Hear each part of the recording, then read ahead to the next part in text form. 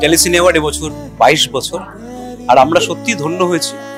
Life time অ্যাচিভমেন্টে সম্মানিত করেছি আমাদের প্রিয় শিল্পী আরতি মুখোপাধ্যায়। এই অ্যাওয়ার্ডে এর আগে বহু বিশিষ্ট মানুষকে সম্মানিত করার আমরা সুযোগ পেয়েছি, এবং আজকে 22 বছরে টেলিসিনে অ্যাওয়ার্ড ধন্য হলো আরতি মুখোপাধ্যায়কে লাইফ টাইম। দিদি, কেমন লাগছে? খুব ভালো, খুব ভালো লাগছে, এসে আনন্দ লাগছে যে সকলকে, পুরনো সকলকে দেখতে পেলাম। আর আমারও মনে হচ্ছে এই পরিবেশটা এত সুন্দর লাগছে, খুব ভালো লাগছে।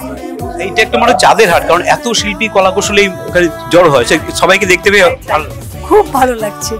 আমি গাইবো বলে তো আর আসিনি, আমি গাইতে হয়েছে, সেটাই মনে হচ্ছে। ওরা কি কোন গানটা শুনলে ওদের ভালো লাগবে, তাই জন্য মনে হচ্ছে ওদের প্রিয় গানটাই আমি শোনাই। হিন্দি গাইতে পারতাম কিন্তু একটা তো বাংলা গান গিয়েছে। যখন সবাই আপনার প্রিয় মানুষ, প্রিয় কলকাতার মানুষ সবাই দাঁড়িয়ে উঠে স্ট্যান্ডিং ওভেশন দিয়ে আপনাকে সম্মান জানায়, মনটা কতটা আপ্লুত হয়? ভীষণ ভীষণ ভাবে যে এরকম ভালোবাসতে পারে যেখানে সেখানে। আমার তো আর কোন জায়গায় স্থানের দরকার নেই, তাই না? এটাই আমার জায়গা। খুব ভালো থাকুন দিদি, অনেক দিন এইভাবে আমাদের সমৃদ্ধ করুন। নিশ্চয়ই, আমি সবসময় আছি আপনাদের। নতুন যারা গান গাইছে এই প্রজন্মে, তাদের জন্য কি বার্তা দেবেন?